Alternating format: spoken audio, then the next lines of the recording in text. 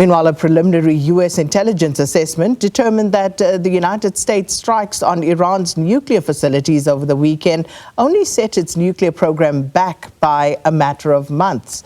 Now, that's according to 3 sources with knowledge of the matter. The reports come as the fragile ceasefire between Israel and Iran appears to be holding.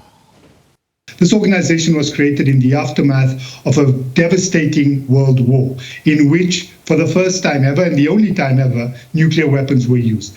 We created an organization where we committed ourselves to, essentially, and the first words of the opening words of the charter are to save succeeding generations from the scourge of war.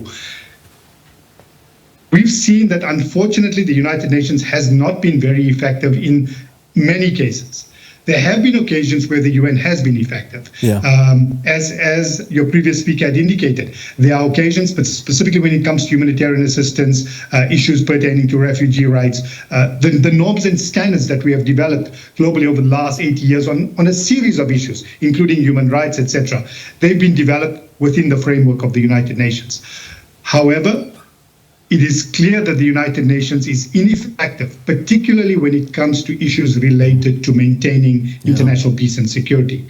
And that, to a large extent, is because of the manner in which the United Nations is constituted. The Charter was negotiated by countries that were essentially the victors of the Second World War. Many developing countries were not independent at the time. There were very few African countries around the table negotiating the Charter. So the United Nations is in dire need of reform. We need to reinvigorate the organization, as your previous speaker said. Yeah. We are looking at how do we ensure that it is fit for purpose, able to deal with current global realities.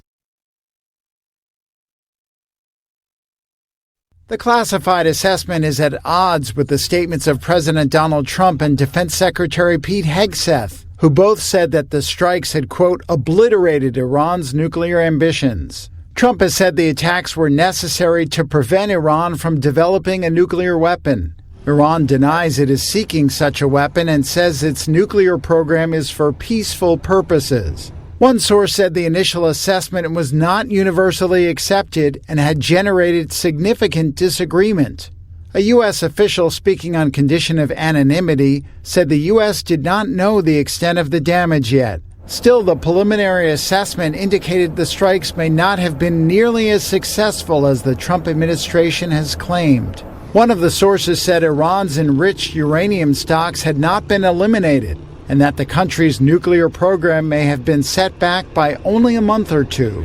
The Pentagon disputed the notion that the damage to Iran's nuclear program was minor. In a statement provided to Reuters, Hegseth said, quote, based on everything we have seen, and I've seen it all, our bombing campaign obliterated Iran's ability to create nuclear weapons. The White House did not immediately respond to a request for comment. In a statement to CNN, which first reported the intelligence assessment, White House Press Secretary Caroline Leavitt said the conclusion was, quote, flat out wrong.